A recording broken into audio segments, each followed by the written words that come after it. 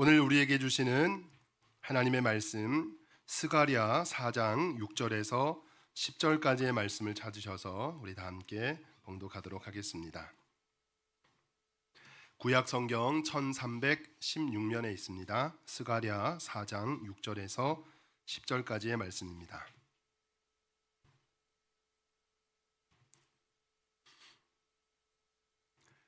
우리 말씀을 다 찾으셔서 우리 한 절씩 사랑하는 성도님들과 제가 교독하도록 하겠습니다. 먼저 제가 6절 말씀 봉독하겠습니다. 그가 내게 대답하여 이르되 여호와께서 스룹바벨에게 하신 말씀이 이러하니라. 만군의 여호와께서 말씀하시되 이는 힘으로 되지 아니하며 능력으로 되지 아니하고 오직 나의 영으로 되느니라.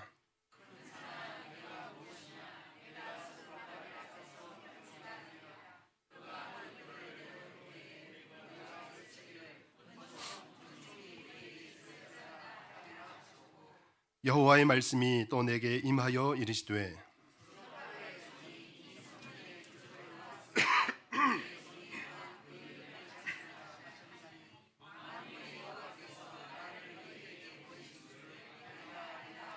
10절 말씀 다 함께 읽겠습니다. 작은 일의 날이라고 멸시하는 자가 누구냐?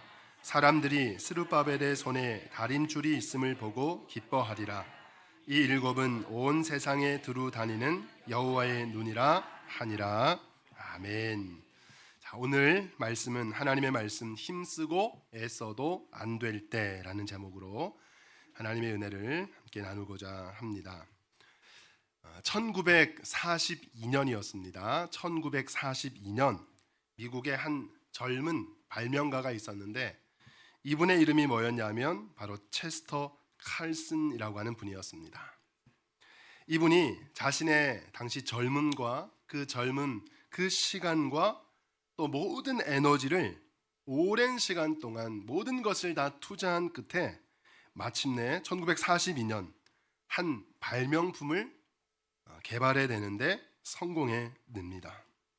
그리고 자신이 발명한 발명품을 가지고 특허청에 가서 드디어 특허를 받게 됩니다. 너무너무 뿌듯했습니다. 너무너무 기뻤어요. 이제 내 인생 고생 끝, 행복 시작이다.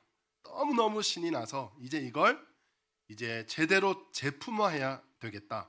상품화해서 만들면 팔면 나는 이제 부자가 될 것이다. 그렇게 생각을 하게 됩니다. 그래서 이 자신이 발명한 걸 이제 상품화 시키기 위해서 각 회사들마다 찾아다니기 시작했습니다. 가서 제가 이런 아이디어로 이런 발명품을 만들었는데 제 아이디어를 사주십시오. 제가 낸 이 특허를 얼마에 사주시겠습니까? 아주 좋은 발명품입니다. 지금까지 없었던 그야말로 획기적인 발명품입니다. 그러면서 소개를 하고 다녔는데 이게 웬일입니까? 자신의 기대와 바람과는 전혀 반대로 이 특허를 사주겠다고 하는 회사가 하나도 안 나타나는 거예요.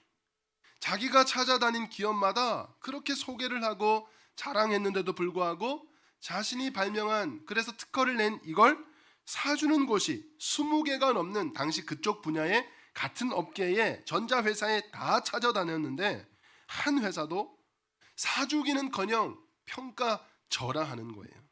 당신의 발명품은 아무런 상품 가치가 없습니다. 이거 제품으로 만들어봤자 상품화 시켜봤자 여기에 투자하는 건 그냥 돈을 갖다 버리는 것 같습니다. 우리 회사는 안 사겠습니다. 필요 없습니다. 가는 곳곳마다 거절을 당하고 맙니다. 한 달, 두 달, 석 달, 6달, 1년이 지났지만 결국 한 군데도 이분의 발명품을 사주는 곳이 없는 거예요. 그러자 이 체스터 칼슨 이분의 마음에 낙담이 찾아오기 시작합니다. 너무너무 쓸쓸한 고독감이 찾아오게 됩니다. 더 이상 경제적으로나 몸으로나 마음으로나 버틸 수 있는 힘이 없는 거예요. 너무너무 힘든 상황이었어요. 주변 사람들이 하나둘 자기를 무시하는 것 같고 자기에게 손가락질하는 것 같게 느껴집니다. 자꾸 마음에 드는 생각이 내가 이대로 실패하는 건가? 나는 정말 실패한 인생일까? 이런 자괴감이 계속 찾아오는 거예요.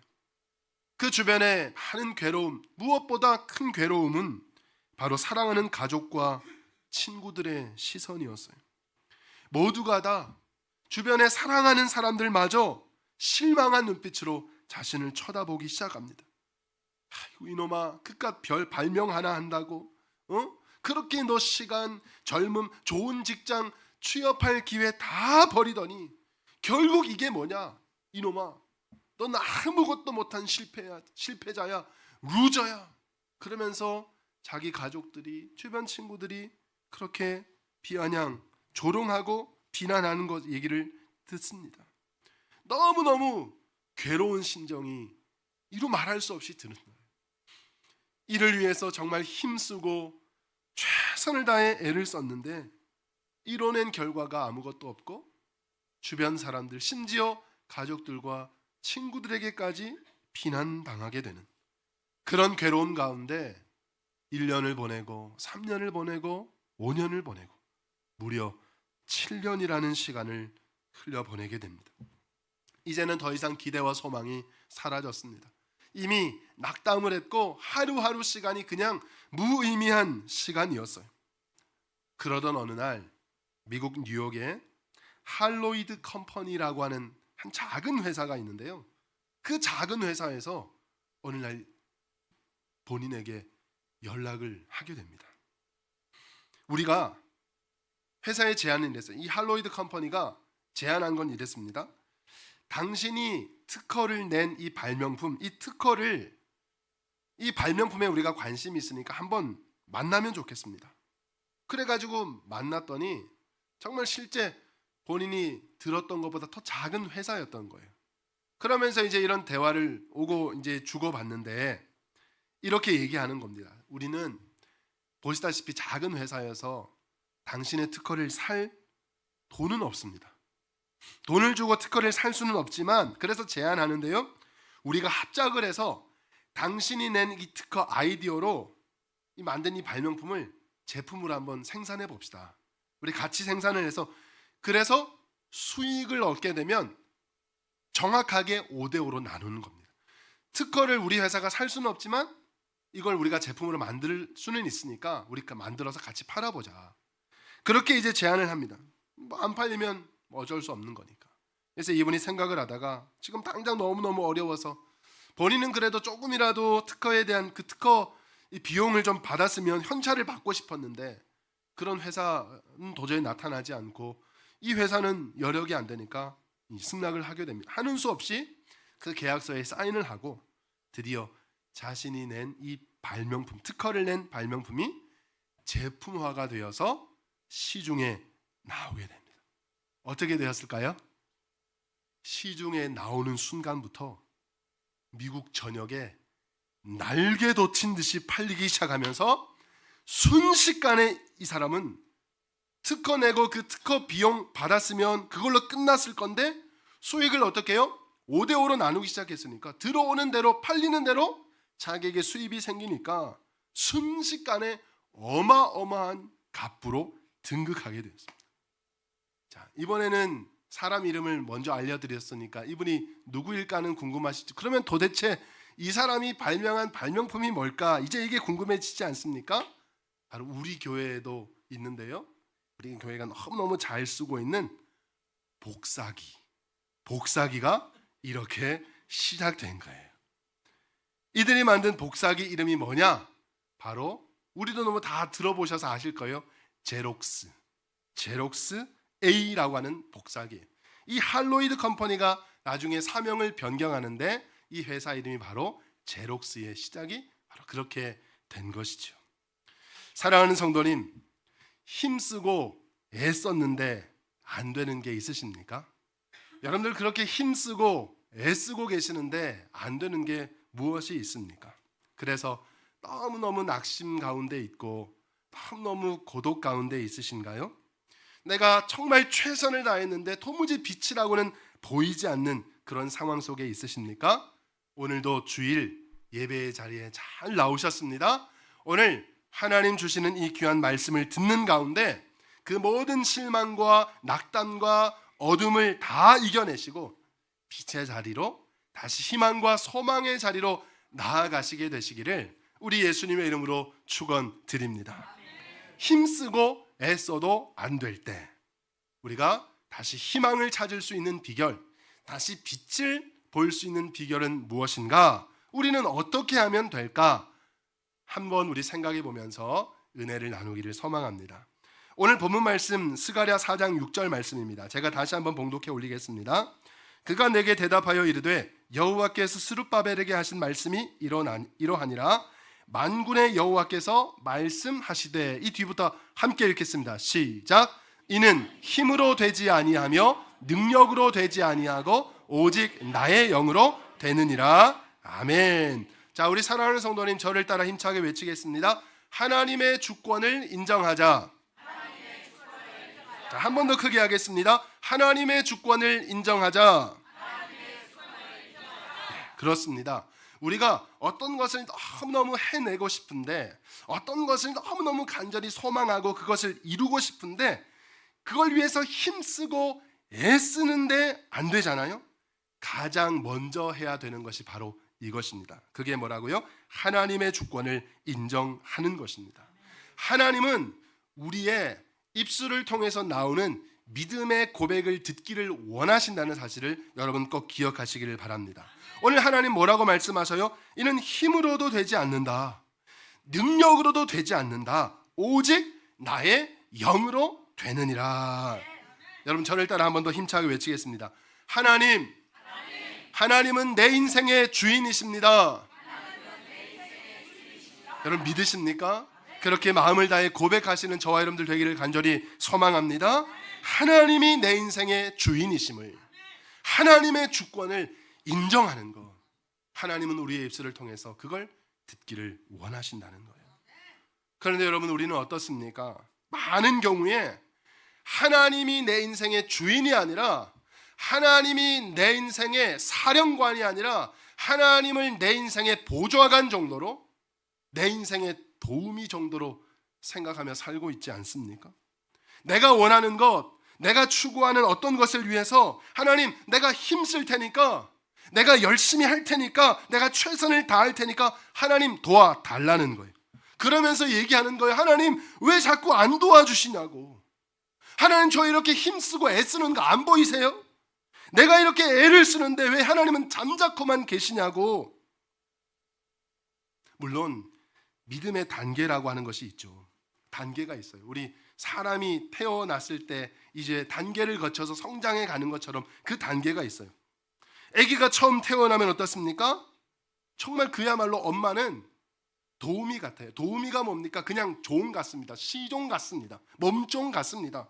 아기 기저귀 매일 갈아줘야 되죠. 밤마다 보채는 거 일어나서 달래야 되죠. 먹여야 되죠. 조금 더 크면 어떻습니까? 또 밥 차려줘야 되죠. 빨래해줘야 되죠. 가방 챙겨줘야 되죠. 숙제 챙겨줘야 되죠. 필요하면 용돈도 줘야 됩니다.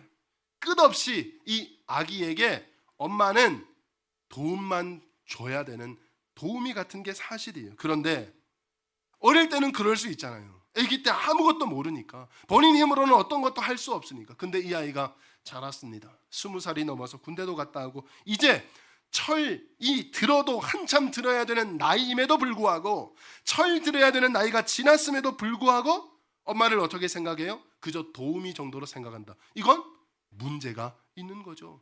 엄마는 그저 내 밥이나 해주는 사람, 엄마는 내 옷 빨래나 해주는 사람, 엄마는 내가 필요할 때 용돈이나 대주는 사람. 그 아이는 어떻습니까? 철이 아직 안 든 거예요. 어렸을 때는 그럴 수 있습니다. 이제 갓 태어난 갓난쟁이 때는 그럴 수 있어요. 엄마가 계속해서 모든 걸 도와주고 무조건 해줬지만, 철 든 다음에 이 아들은 어떻게 될까요? 어머니를 사랑해야죠. 어머니의 뜻이 뭘까? 내가 어떻게 하면 어머니를 기쁘게 해드릴 수 있을까? 그걸 고민하고 자기에게 주어진 삶에 최선을 다해가는 것, 그리고 그 어머니의 어려움을 오히려 아들이 이제 보살펴 드리는 그 단계까지 나아가야 되는 거예요. 근데 일정한 나이가 되었는데, 성년이 되었음에도 불구하고 그렇게 하지 못한다? 그런 심각한 문제가 있는 것이죠. 어머니를 존경해야 되고, 어머니의 뜻에 순종할 수 있는 효도하는 마음이 생겨야 비로소 사람다운 사람이 되는 것. 마찬가지예요. 우리 믿음에도 우리 신앙에도 영유아기가 분명히 존재합니다. 근데 그럴 때는 무조건 어떻게 합니까? 그래서 달라고 해요. 하나님, 제가 이거 필요하니까요 좀 도와주시면 좋겠어요. 하나님, 저 이번에 이런 일을 하니까요 하나님, 저에게 좀 지혜를 주시면 좋겠어요. 이거 하고 싶으니까 도와주세요. 젖먹이 신앙, 영유아기의 신앙. 자, 그런데 어느 순간이 되었습니다. 그때는 어떻게 해요? 그때는 하나님이 정말 도와주세요. 기도할 때마다 신앙 초기에 초신자 때 하나님 앞에 기도할 때 너무나 신기하게도 기도하는 것마다 하나님 다 들어주셔요. 근데 어느 순간이 되었습니다. 기도해도 도무지 응답의 기미조차 보이지 않습니다. 내가 힘쓰고 애를 많이 쓰는데 그래도 안 되는 단계가 온 거예요. 왜 그럴까요? 왜 그런 단계가 찾아온 걸까요, 여러분? 이제 하나님이 철 좀 들라고 하시는 거예요. 너 이제 철 좀 들어라. 하나님을 사랑하고 하나님 자녀답게 하나님을 더 닮아가야 된다.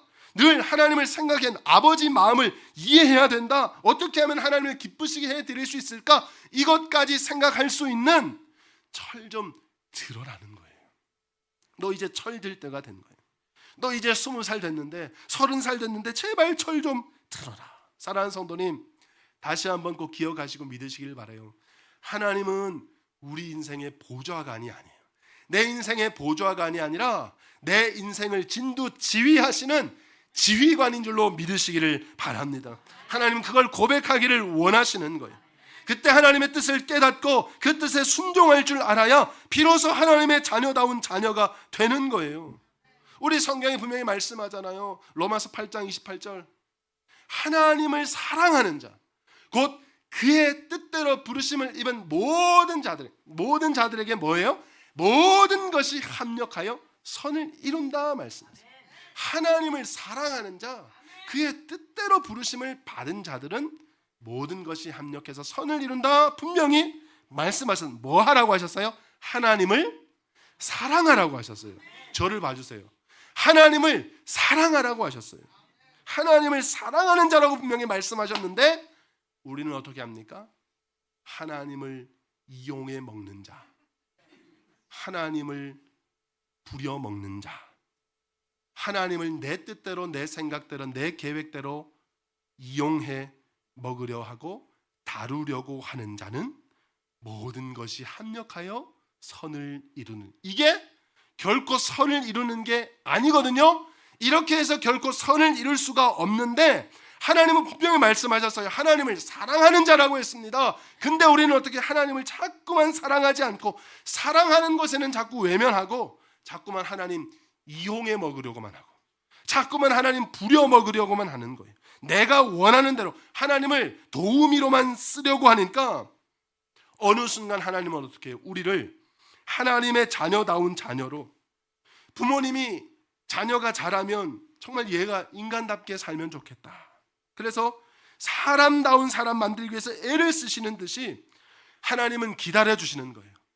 얘가 어느 때가 되면 이제 하나님 내 주권을 인정할까, 나를 어떻게 하면 정말 주인으로, 인생의 주인으로 고백하면서 어떻게 하면 나를 더 사랑하고 내 뜻을 이루려고 노력하는 사람으로 클 수 있을까, 그렇게 기다리시는데, 그런데 우리 입술에는 그렇게 나오지 않아요. 하나님은 우리의 입술로 그분의 주권을 인정하기를, 우리의 입술과 뿐만 아니라 영혼을 통해서 하나님이 내 인생의 주인이십니다, 그 고백을 통해서 더 큰 복을 경험하기를 원하시는 분이심을 여러분 꼭 기억하시기를 바랍니다.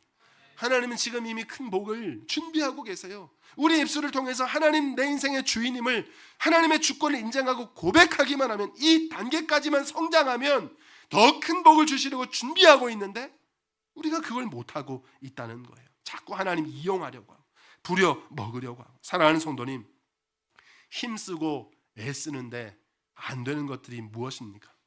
그 시간을 지나고 있습니까? 바로 그 시간은 이런 시간이에요. 힘쓰고 애써도 안 되는데 하나님의 주권을 인정하고, 여러분 그 순간 하나님의 뜻에 순종하는 단계로 더 나아가는 시간 되시기를 주님의 이름으로 축복합니다. 하나님의 주권을 인정하는 시간으로 삼으십시오. 하여 주의 영광을 다 목도하고 경험하시기를 예수님의 이름으로 축원드립니다. 두 번째, 우리가 힘쓰고 애써도 안 될 때, 빛을 볼 수 없는 그 순간, 도무지 희망과 소망을 찾을 수 없는 그 순간, 그걸 극복할 수 있는 비결 두 번째는요, 바로 그 자리에서 감사하는 거예요. 자, 여러분 또 한 번 저를 따라 해주시면 감사하겠습니다.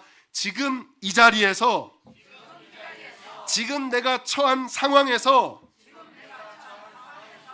무조건 감사하자. 자, 뒤에만 강조해서 한 번 더 하겠습니다. 무조건 감사하자. 노래도 그런 거 있잖아요. 무조건이야. 무조건 감사하는 거예요, 여러분. 무조건 감사. 여러분, 매튜 헨리라고요, 유명한 성경, 아주 훌륭하신 성경 주석가가 계셨어요. 이분이 어느 날 강도를 당하셨대요. 여러분, 강도 당해 보신 적 있습니까? 강도 얼마나 끔찍합니까? 얼마나 무서워요. 강도를 당하셨어요. 강도 당한 그 순간, 우리가 강도 당하면 어떨까요? 너무 놀라고 가슴이 막 벌렁벌렁하고, 막 제일 먼저 112 신고부터 하고, 막 우왕청심환 하나 잡숫고, 막 그렇게 진정해. 어떻게 하냐 막 발을 동동 구르고 할 텐데, 그 급박한 순간, 그 당혹스러운 순간, 이 매튜 헨리 이분은 뭘 하셨느냐? 감사의 시를 쓰셨다는 거예요. 강도를 당한 그 순간 감사시를 쓰셨다는 거예요. 5가지 감사 쓰셨는데 뭐라고 하셨냐면요, 첫째, 지금까지 한 번도 강도를 당하지 않게 해주시다가 이번에 처음 강도 당한 것 감사합니다. 두 번째, 강도가 돈만 뺏어갔지 내 생명을 해하지 않은 것 감사합니다. 세 번째, 강도가 제 가진 돈만 뺏어갔지 전 재산을 빼앗기지 않는 것 감사합니다. 네 번째, 여자인 아내가 강도를 당했으면 받을 충격이 엄청났을 텐데, 남자인 내가, 남편인 내가 당함으로 그 충격이 적어진 것 감사합니다. 마지막 5번째, 제가 강도가 되어 강도짓하고 남의 돈 뺏는 사람이 아니라 피해자가 되어 돈을 빼앗긴 사람이 된 것 감사합니다. 그렇게 감사시를 강도당한 순간에 쓰셨다는 거예요. 여러분, 이런 말 들어보셨어요? 원망과 불평과 불만은 마치 잡초와 같아서 가꾸지 않아도 무성하게 자란다. 그러나 감사는 마치 장미와 같아서 물을 주고 가꾸지 않으면 꽃 피지 않는다. 바로 우리가 너무나 잘 아는 유명한 강철왕 앤드류 카네기의 고백입니다. 사랑하는 성도님, 감사, 여러분 얼마나 감사하며 생활하십니까? 지난 우리 11월 첫째 주일 추수감사주일, 우리 감사를 결단하고 매일매일 감사하고 감사를 끝까지 포기하지 말자. 지금도 감사하고 계세요? 그때 추수감사절이 언제냐? 한 30년 전 것처럼 까마득한 일이다, 이미 다 잊어버리지 않으셨습니까? 감사가 뭡니까? 화 안 내고 그냥 하루 잠들 수 있는 게 다행인 거지, 벌써 다 잊어버리신 건 아니십니까? 사랑하는 성도님, 다시 한번 기억하시고 결단하십시오. 감사는 오늘을 승리하는 필요 충분 조건이라는 사실을. 내가 오늘 무조건 감사드렸어요. 오늘 먼저 감사함으로 시작했습니다. 근데 감사한 뒤에 특별한 일이 일어나지 않아요. 특별히 얻어지는 좋은 결과가 없는 것 같아요. 그래도 나는 어떤 인생일까요? 감사한 인생이에요. 나는 그래도 감사한, 점수로 따지면요, 이분은 100점짜리 인생이라는 거예요. 근데 반대로 내가 힘쓰고 애썼는데 잘 안 됐어요.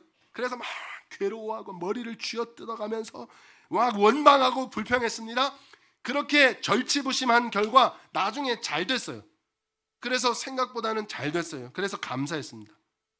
그분은 몇 점짜리 인생일까요? 그래봤자 50점짜리 인생밖에 안 돼요. 물론 나중에 잘 돼, 지금은 안 됐지만 나중에 잘 돼서 아예 감사를 잊어버린 것보다는 훨씬 훌륭하신 인생이에요. 그러나 그럼에도 불구하고 나중에 잘 돼서 감사한 것도 잘한 것이지만, 이분이 100점짜리 인생이 되느냐 50점짜리 인생으로 그냥 남아있느냐는 일의 성공 여부가 아닌 거예요.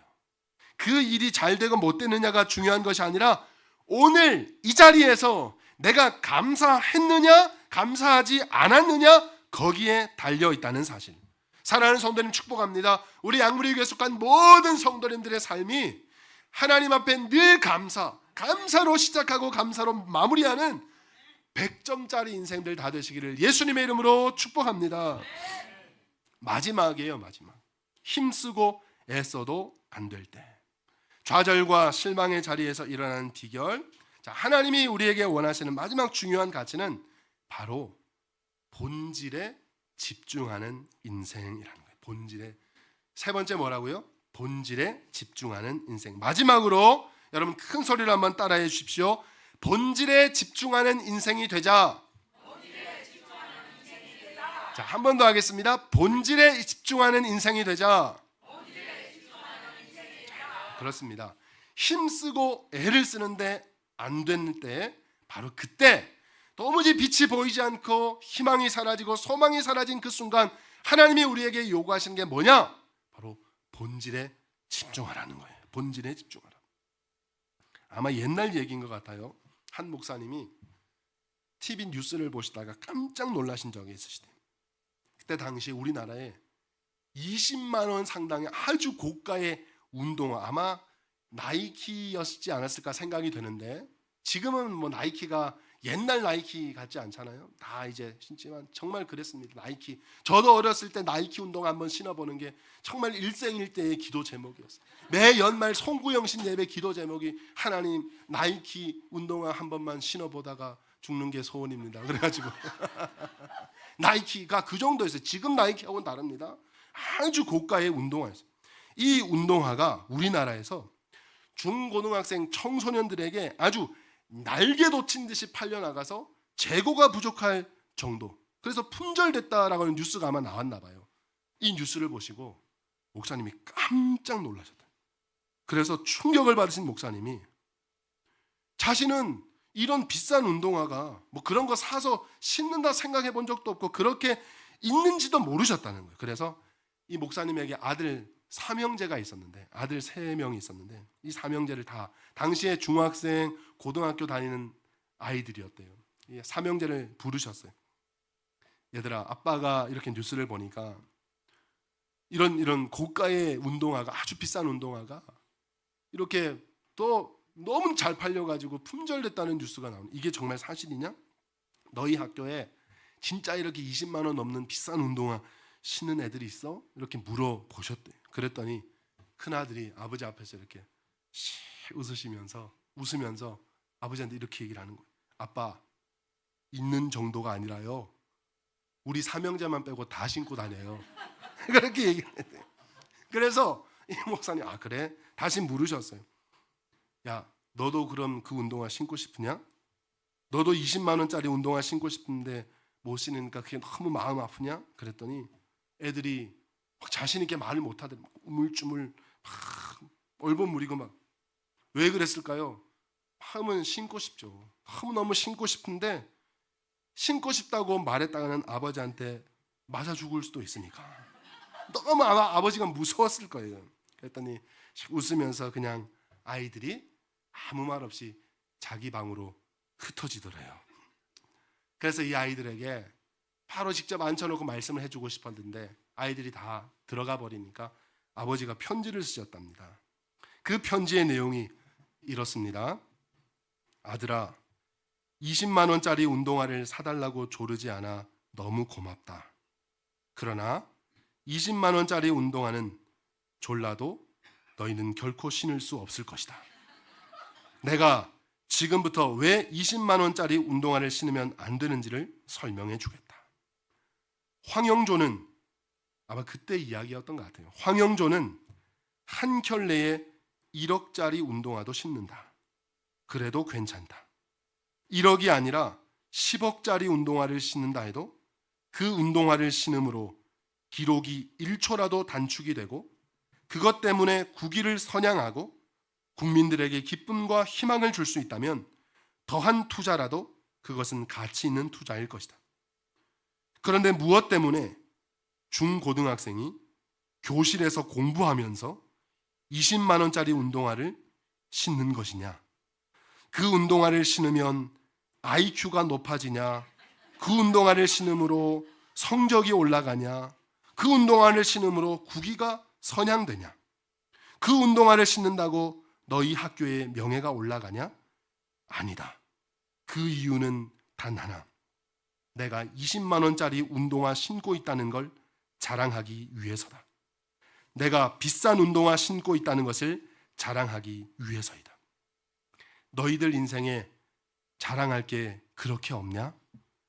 너희들 인생이 20만 원짜리 운동화도 안 돼서 내 인생 자체를 자랑하지 못하고 20만 원짜리 운동화나 자랑하는 그런 인생이 돼서 되겠느냐?